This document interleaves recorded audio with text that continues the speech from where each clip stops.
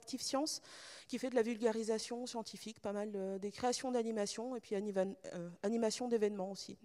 D'accord, donc tu fais de la recherche-développement, et donc qu'est-ce que tu cherches dans le textile? Je fais des smart textiles notamment, donc en co-animation avec des universitaires, etc. Donc pas mal de beaux projets. D'accord, et là, du coup, aujourd'hui, tu vas nous amener dans quelque chose de tout à fait différent. Voilà. Alors, tu m'as dit que c'est pas relativité restreinte, c'est mécanique quantique plutôt. Voilà, c'est ça. J'ai juste parlé un tout petit peu du moment où il y a la création, on va dire, les bases qui vont mener à la relativité restreinte et à la mécanique quantique.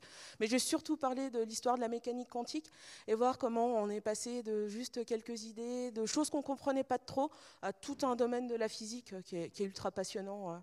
C'est voilà, quoi, c'est mon domaine de cœur et je voulais voilà, partager la passion et puis que ça soit un peu moins mystérieux en quelques dizaines de minutes. Voilà, quoi, ça va être rapide, mais j'ai essayé de passer ça. Eh ben ok, je te laisse, à toi la parole. Merci.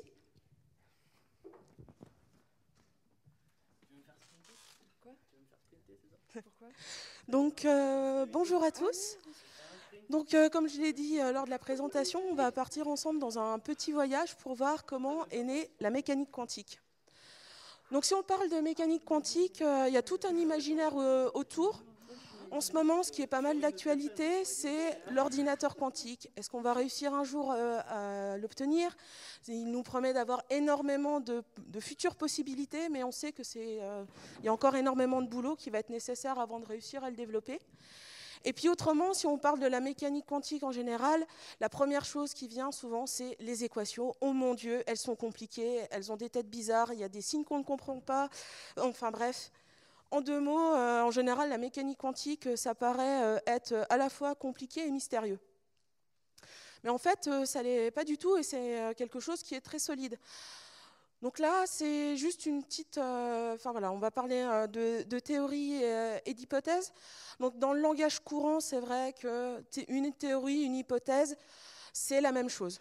Voilà, quand on parle dans la vie de tous les jours, c'est exactement la même chose. Par contre, dans le domaine de la physique particulièrement, il y a vraiment une définition qui est très spécifique. C'est un ensemble de principes, de mathématiques, d'équations, qui vont permettre de faire des prévisions expérimentales. Donc, ce n'est pas juste d'avoir un ensemble mathématique cohérent, il faut aussi que ça permette de retranscrire des choses, et en plus que ça prévoit des choses qu'on n'avait pas encore jusque-là observées. Et en général, ça a toujours un domaine de validité dans lequel voilà, quoi, c'est cohérent. Et donc, un bon exemple dans l'histoire des sciences de comment on passe d'une hypothèse à une théorie, c'est la mécanique quantique. Ça s'est fait au début du XXe siècle, on va dire grosso modo entre 1900 et 1930, où il y a eu toute la construction théorique de la mécanique quantique, et c'est une construction théorique qui est vraiment magnifique. Et j'ai trouvé que c'était un bon exemple à vous exposer pour voir un peu comment est-ce qu'on passe de quelques idées à vraiment une théorie qui est ultra solide. Donc pour ça, en fait, on va commencer à parler de la physique au XIXe siècle. Son domaine de validité, c'était, en fait, au XIXe siècle, qu'on arrivait à comprendre très bien tout ce qui nous entoure. Donc c'est à l'échelle macroscopique, donc ce que l'on peut voir facilement, et aussi à une vitesse qui est très inférieure à la vitesse de la lumière. Donc le monde qui nous entoure. Et là-dessus, il y a trois grands domaines qui permettaient de tout expliquer. En premier, donc la mécanique newtonienne qui va permettre d'expliquer le mouvement des choses. Je lance ma télécommande, je sais exactement avec l'impulsion que je lui donne où est-ce qu'elle va tomber. Et puis aussi la mécanique des fluides, tout ce qui est transformation d'un référentiel par rapport à l'autre. Il y a également aussi au XIXe siècle tout ce qui concerne l'électromagnétisme, donc l'électrostatique et ensuite voilà, les équations de Maxwell qui nous ont permis de mieux comprendre comment est-ce qu'on arrive à expliquer l'électricité, les aimants. Et puis il y a eu aussi la thermodynamique, toute la théorie cinétique des gaz, savoir comment se déplacent les gaz, ils se dilatent, ils se contractent, et ce qui a permis d'avoir une grosse avancée technologique à l'époque-là, qui est la machine à vapeur sur laquelle en fait tout repose. Au final, il y a Lord Kelvin à la Royal Society en Angleterre qui avait décrit juste au début du XXe siècle la physique comme étant un grand ciel bleu à l'horizon duquel il n'y avait que deux petits nuages d'incompréhension. Donc en effet, on arrivait à peu près à tout comprendre. Il supposait qu'en fait, il manquait encore de précision sur quelques mesures. Par contre, il y avait deux nuages d'incompréhension qui étaient l'expérience de Michelson et Morley, qui visait à comprendre par quels moyens la lumière réussissait à se propager. On supposait à l'époque qu'il y avait l'existence de l'éther qui allait expliquer cette propagation de la lumière comme étant un médium. Le problème de l'expérience de Michelson et Morley, c'est qu'on n'arrivait pas à mettre en évidence l'éther. La suite de l'histoire voudra qu'en effet, on n'arrivait pas à le mettre en évidence parce qu'il n'existait pas, et ça va donner naissance à la relativité. Petit premier nuage qui en fait était le début d'un nouvel horizon. Et le deuxième petit point noir, c'était le rayonnement du corps noir, c'est-à-dire l'émission de lumière lorsqu'on chauffe un corps. Et là, on avait un énorme écart entre la théorie et ce qu'on obtient expérimentalement. Donc ça, c'est ce qu'a fait Max Planck. Max Planck en 1900, qui a réussi à trouver l'explication du rayonnement du corps noir. La théorie classique du rayonnement du corps noir, c'est ce que vous voyez, c'est le trait le plus à droite. On voit que aux basses longueurs d'onde, c'est-à-dire aux hautes énergies, on a un énorme écart en fait entre ce qu'on peut observer et ce que l'on cherche à calculer. C'est ce qu'on appelle la catastrophe ultraviolette. Les calculs partent complètement en cacahuète, ça part dans des infinis. C'est pas du tout cohérent avec ce qu'on réussit à observer. Max Planck, il a l'idée en fait de faire un calcul empirique, c'est-à-dire d'essayer de trouver la loi mathématique qui va permettre de traduire en équation ce que l'on observe expérimentalement. Et quand on compare les deux équations, donc celle de Rayleigh-Jeans au-dessus, qui était le modèle qu'on avait jusque-là, et celle de Max Planck jusqu'en dessous, la forme est à peu près la même, mais la plus grosse différence, c'est la présence du H à l'intérieur. Le H, c'est ce qu'on va appeler par la suite la constante de Planck. Donc Max Planck l'a introduite de façon empirique, mais quand on introduit quelque chose dans une équation qui vise à décrire un système physique, il faut ensuite voir quelle est sa signification. Et en fait, elle introduit un nouveau concept, c'est que la lumière va se transmettre, va être émise ou absorbée de façon quantifiée. Donc c'est la naissance du concept de quantification dans la physique, et c'est que le début de l'histoire. Le deuxième point, où on va encore voir la quantification, c'est l'effet photoélectrique par Einstein. Donc Einstein, en 1905, a écrit 3 grands articles qui ont juste révolutionné la physique. Le premier sur la relativité restreinte, le deuxième sur le mouvement brownien, et donc celui sur l'effet photoélectrique sur lequel on va se concentrer un peu plus. Et il a eu d'ailleurs le prix Nobel de physique en 1921 pour cette découverte. Là-dessus, l'effet photoélectrique, en 2 petits mots, c'est assez simple.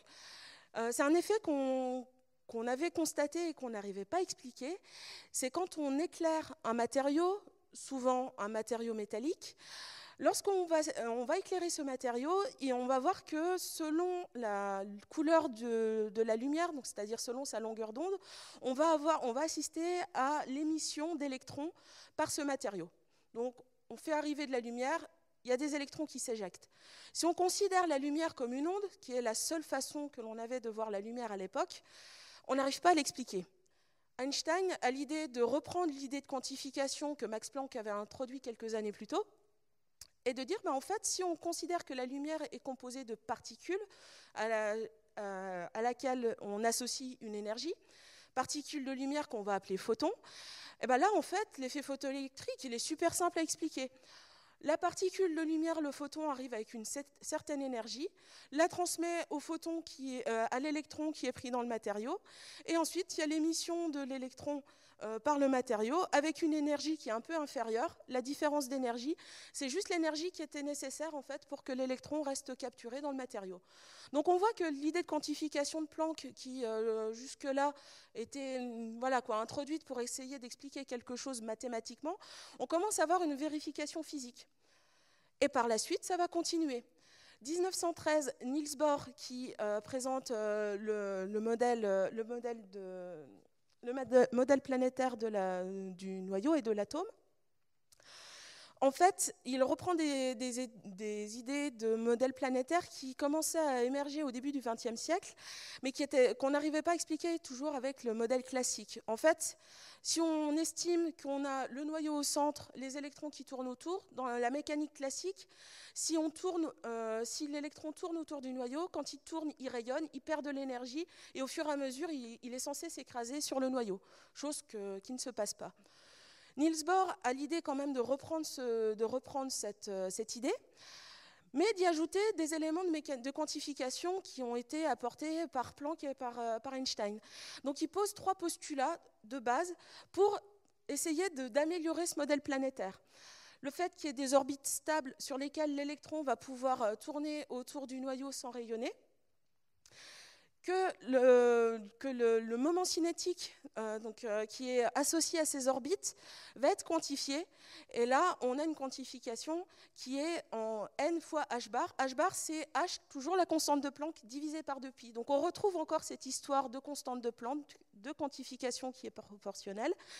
Et il explique également que l'électron va être amené à rayonner seulement s'il saute d'une orbitale à l'autre.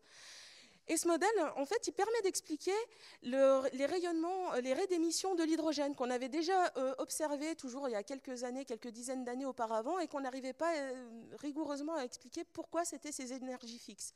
En mettant la quantification dans le modèle de l'atome, en fait, on réussit à expliquer ça. Donc on voit que de plus en plus, la quantification, elle permet d'expliquer des choses que jusque-là, on n'arrivait pas à expliquer. Et donc, il va y avoir un nouveau tournant qui va continuer à unifier ces idées entre la matière et la lumière, c'est la généralisation de la dualité onde-corpuscule par Louis de Broglie.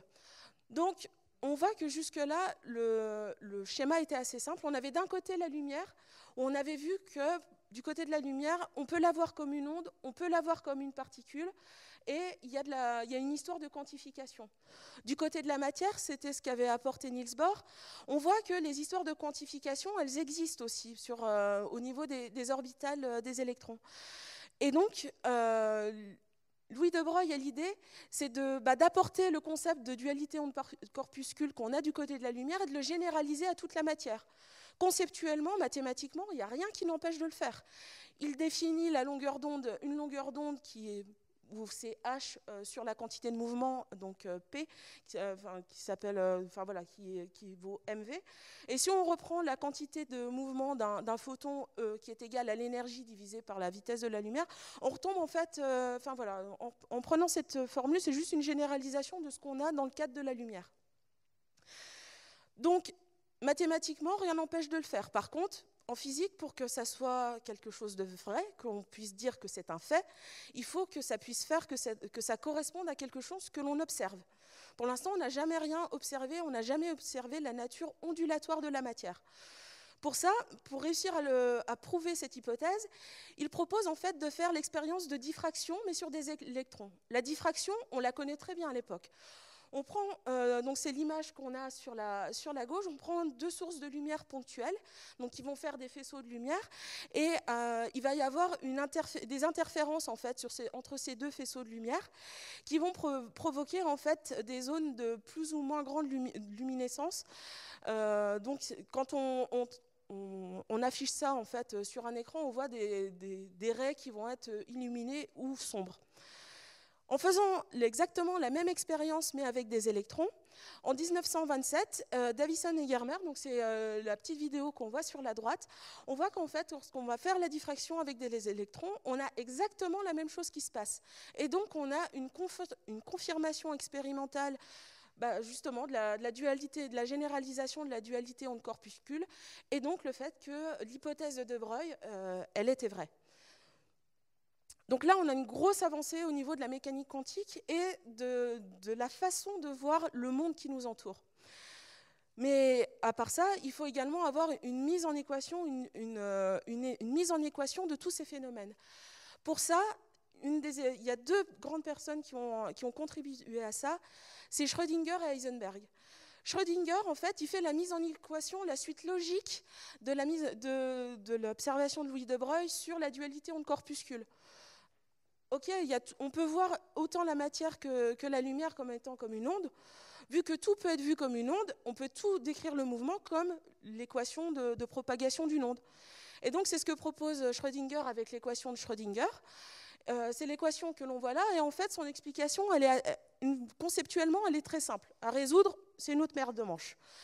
Le terme de gauche, c'est l'évolution temporelle de l'onde. Donc voilà, c'est de dire, bon, au cours du temps, je m'attends, voici voilà, la description de l'évolution temporelle de l'onde qui va correspondre à ce qu'on a sur le terme de droite. Et le terme de droite, c'est juste de l'énergie. Le premier, donc le h bar sur 2m dérivé, ça correspond à l'énergie cinétique. En mécanique classique, c'est le 1,5 de mv2. C'est juste une réécriture au niveau de la mécanique quantique, mais c'est voilà, juste l'énergie cinétique de ma particule. Et le v de t, bah, c'est juste un potentiel. Si on est dans le cadre d'un électron, ça va être le potentiel attractif du noyau. Donc en fait, on a une équation qui conceptuellement est assez simple, qui va nous permettre de décrire ce qu'on appelle la fonction d'onde, donc c'est-à-dire l'onde qui est associée à la chose que je veux décrire. Et cette fonction d'onde, elle a le bon goût, c'est que quand on la met au carré, c'est la probabilité de présence de ma particule à un moment donné, à un certain endroit. Et donc avec ça, ça va nous permettre de commencer à décrire, bah justement, à pouvoir représenter typiquement les fonctions d'onde, par exemple, de l'hydrogène que l'on voit comme illustration.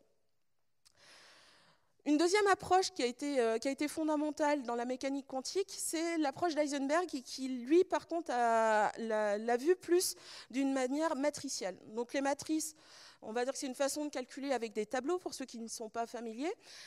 Et c'est on va dire que c'est une suite logique du calcul avec des vecteurs. Et Schrödinger a vu qu'en fait, cette approche mathématique-là, elle était hyper pratique pour simplifier les calculs de mécanique quantique, pour réussir à décrire les systèmes qu'on avait. Notamment, il a mis en évidence une propriété des calculs de mécanique quantique, qui est la non-commutativité des opérateurs. Typiquement, dans notre monde classique, dans tous les calculs qu'on peut faire dans la vie de tous les jours, si je fais 3 multiplié par 2 ou 2 multiplié par 3, j'ai le même résultat. En mécanique quantique, c'est une des choses qui vont être importantes, c'est que si je fais 2 multiplié par 3 ou 3 multiplié par 2, ça ne va pas avoir le même résultat. Et donc, avec ça, en fait, il va réussir à affiner en fait, les différentes façons de calculer et d'obtenir des choses qui vont permettre d'avoir des résultats justes et assez simplement. La deuxième chose qui est introduite par Heisenberg qui va être capitale, c'est le principe d'incertitude dont on entend assez souvent parler, qui est le fait qu'il est impossible de déterminer avec une précision infinie à la fois la vitesse et la position d'une particule ou son énergie et à quel moment elle est à cette énergie-là. Il y a toujours un 1,5 de h bar, donc on retrouve encore la constante de Planck, elle est partout en mécanique quantique. Et avec cette approche-là, en fait, ça va permettre d'expliquer notamment pourquoi en fait, on a une approche probabiliste en mécanique quantique. Si à un instant T, je ne sais pas exactement où je suis et à quelle vitesse je suis, forcément, si je lance par exemple ma télécommande, dans le cadre de la mécanique classique, je sais à tout moment exactement où je suis et à quelle vitesse je vais. Donc c'est normal que je puisse savoir exactement où je vais terminer. En mécanique quantique, excusez-moi, on est probabiliste parce que dès le début, j'ai toujours une incertitude. Où est-ce que je suis, à quelle vitesse exactement? J'ai toujours une part d'incertitude qui va se prolonger au cours du temps. Ce qui fait qu'à la fin, même si je suis toujours dans le même état de départ, à la fin, je vais avoir juste des probabilités d'être dans différents états. Donc là, on a une approche qui commence à être assez claire en fait, de la mécanique quantique. Mais il manque encore un dernier élément, c'est justement l'unification de la mécanique quantique avec les éléments qu'on a pu avoir dans d'autres domaines. Et donc ça, c'est l'approche que va avoir Paul Dirac. Paul Dirac, c'est un grand mathématicien et physicien anglais. Et il va avoir une approche qui est révolutionnaire, c'est d'unifier mathématiquement l'approche de Schrödinger et d'Heisenberg, qui étaient à l'origine, qui semblaient assez incompatibles, mais il va montrer qu'en fait, c'est juste deux façons différentes de voir le même problème, mais c'est la même chose. Et il va également faire un deuxième pas, qui est l'introduction de la relativité restreinte dans la mécanique quantique. Oui, il ne faut pas oublier, tout ce que je vous ai raconté, c'était juste l'histoire de la mécanique quantique, mais en parallèle, à partir des années 1905, il y a eu la relativité restreinte, puis la relativité générale d'Einstein qui ont été apportées. Donc on voit qu'en parallèle, en même temps, on a eu deux révolutions scientifiques qui étaient sur des choses qui semblaient assez éloignées, mais on a des cas, typiquement le cas du photon ou de l'électron, qui, eux, peuvent voyager à la vitesse de la lumière. Et donc, on peut avoir le mélange des deux révolutions scientifiques, c'est-à-dire une mécanique quantique relativiste, qui serait quelque chose d'idéal à obtenir. Dirac réussit à écrire une équation qui fait rentrer de la relativité dans la mécanique quantique, et la beauté de cette équation, c'est une équation qui a un formalisme relativement simple, mais je trouve que c'est pour moi l'un des plus beaux résultats de la mécanique quantique, c'est le fait que naturellement, dans cette équation, au bout de quelques lignes de calcul, il n'y a pas besoin de faire des pages et des pages de calcul, on voit naturellement apparaître la solution de l'antimatière. À l'origine, Dirac n'y croyait pas lui-même. Il le dira plus tard, il le disait lui-même, c'est que son équation était plus intelligente que lui, parce qu'en fait, naturellement, il y avait une solution négative qui sortait, et lui, visiblement, la façon de l'interpréter en physique, c'est l'existence de l'antimatière. Chose que jusque-là, on n'avait pas réussi à observer. Et finalement, quelques années plus tard, en 1933, l'antimatière, donc un positron, c'est-à-dire la particule équivalente de l'électron, a été observée. Et donc, on a eu une nouvelle confirmation expérimentale de la mécanique quantique. Donc, c'est là où je vais arrêter mon histoire de la mécanique quantique en détail. Bien entendu, il y a eu énormément d'autres avancées et d'autres équations et d'autres principes qui ont été vus. Là, j'ai juste fait une histoire assez résumée.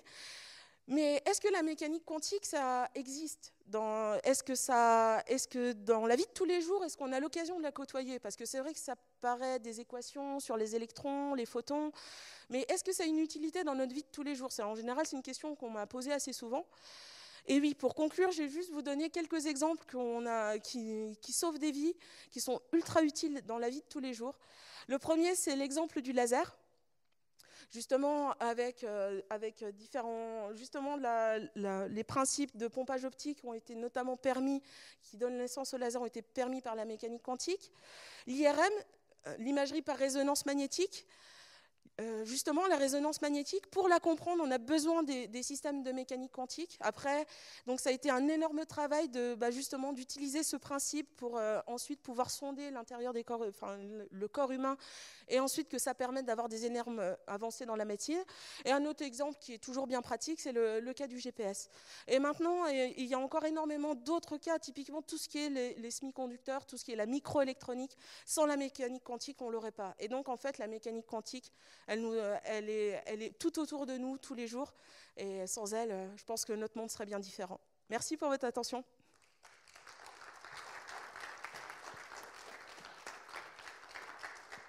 Merci beaucoup, Jennifer.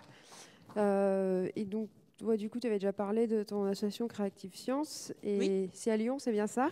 Oui, c'est ça. On est, le siège de l'association est à Lyon. Et ensuite, on est présent sur toute la région Auvergne-Rhône-Alpes pour nos différentes animations. Par exemple, le week-end dernier, on faisait la fête de la science. On a organisé le village des sciences des Monts du Lyonnais, par exemple. Oui. Eh ben, merci beaucoup. Mais de rien. Et puis, comme tout à l'heure, tu remonteras sur scène après pour répondre aux questions. D'accord, sans problème.